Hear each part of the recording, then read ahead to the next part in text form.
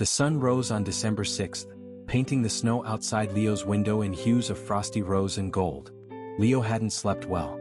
The snow globe sat on his bedside table, and every time he closed his eyes, he heard that faint silvery voice, "Find the key."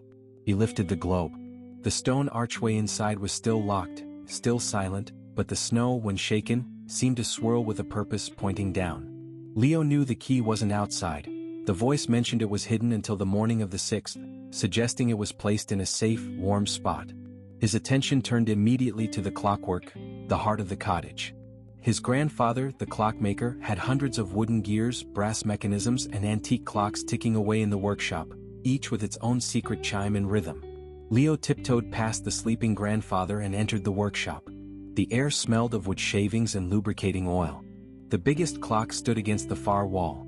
A magnificent grandfather clock that usually chimed every quarter hour with a deep, sonorous gong. But this morning it was silent. Completely, unnervingly silent. Leo approached it. The large brass pendulum was still. He pulled open the small door. The intricate gears and weights were all in place, yet the mechanism was strangely jammed. He peered closely, shining his little torch inside.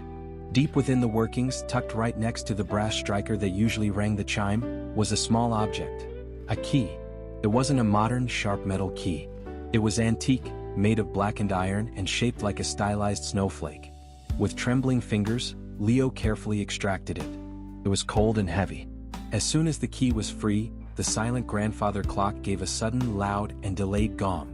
That shook the workshop, followed by a cheerful, frantic flurry of chimes, as if celebrating its release.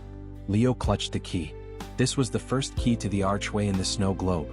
But then he remembered the whispered plea, "It is locked." The voice used the word "it" singular, but this key looked ancient, powerful, and large, too large for the miniature lock in the globe. He looked back at the snow globe, now sparkling in the morning light. The archway had two visible keyholes, one high and one low. He had found the first key, the heavy iron one. But if he had found key number 1, where was key number 2?